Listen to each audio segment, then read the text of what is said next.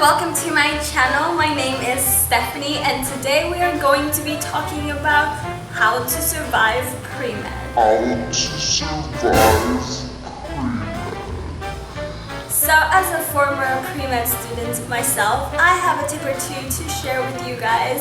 I've learned a few things along the way that I think are worth mentioning and sharing with people. So if you are a freshman in college and you're kind of confused and don't know how you're going to deal with this and do not know what to expect, let me just give you a few tips that I wish I knew when I was a freshman in college that really helped me out once I figured it out.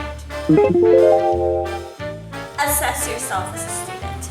Know who you are as a student. This is extremely important and it's one of the best tips that I could give anyone. Know how you learn and how you process information.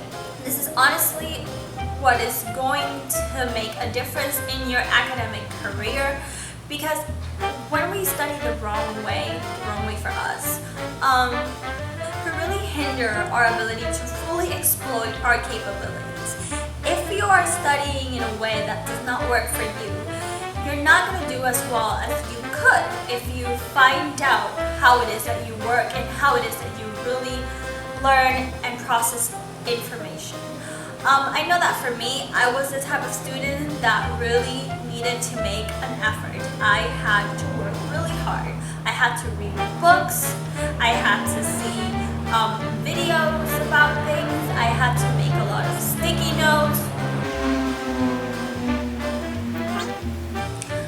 A lot of sticky notes, a lot of summaries, flashcards, you name it. I had to do all that. That really helped me. That was my way of succeeding.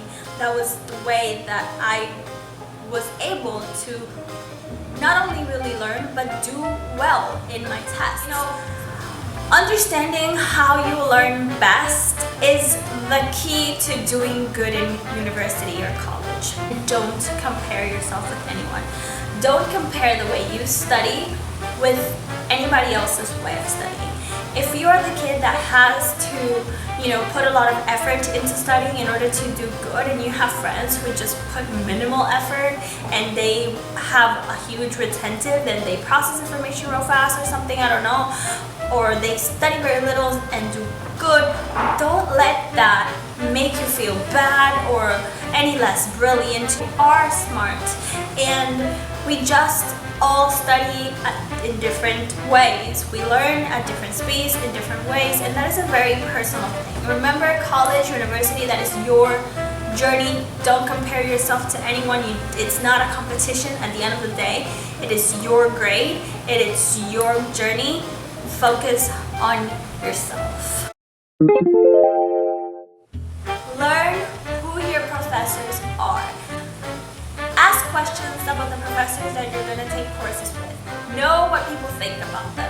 Obviously, take all the information that you're going to receive with a grain of salt, because different people will have different experiences with different professors. That is what it is. You're going to have people that are going to love a certain professor, and you're going to have people that hate that same professor. But try to just hear what people have to say.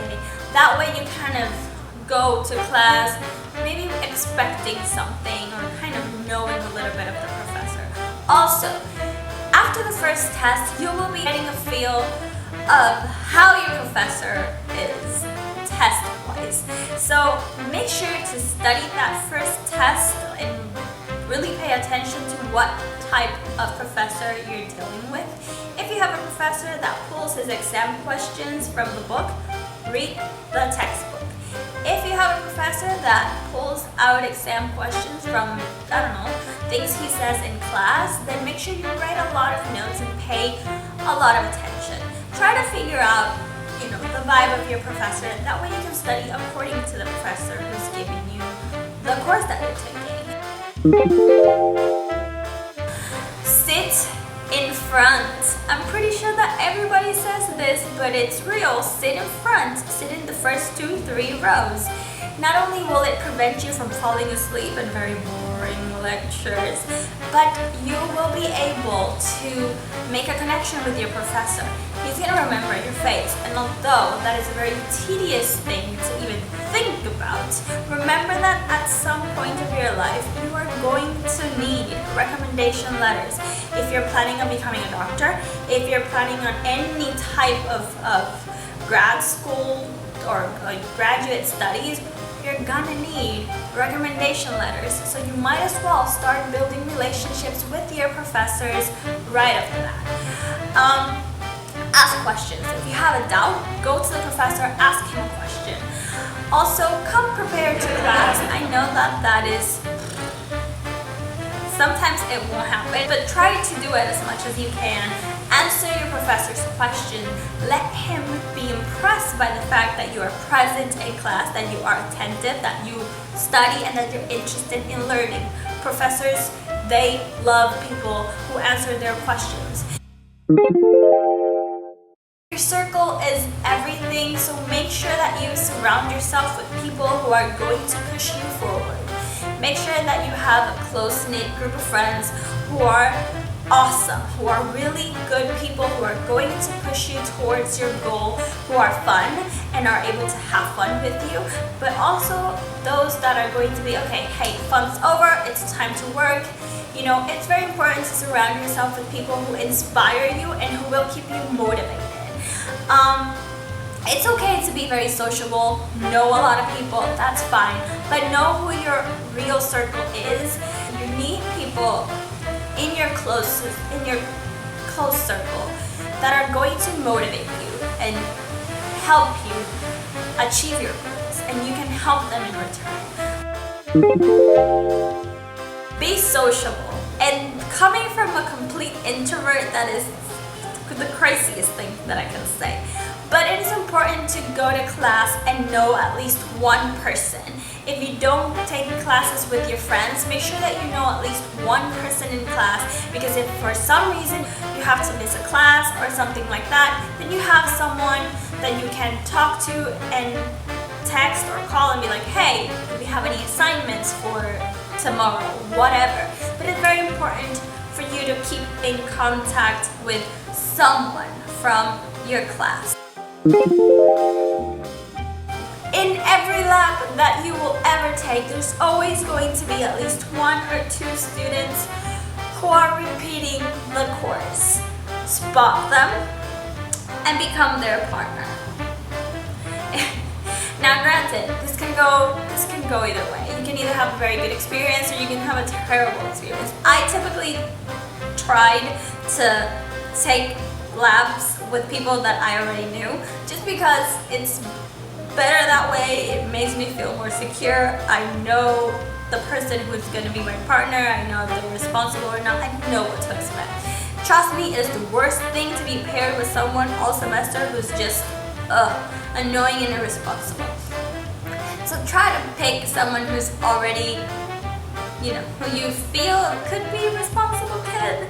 I know that the only lab that I took without my friends, I had a great experience. I actually ended up being paired with a girl who had already taken the course. It was an organic chemistry course lab, and she had already taken the class in the lab, so she knew a lot already, and she kind of already had a vibe of what we were going to be doing in the lab, and she taught me a lot. She was very smart and sweet, so I had a good experience. I hope you guys have a good experience too.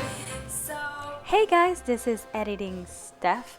Make sure to leave me in the comments down below if you like more videos regarding these type of subjects.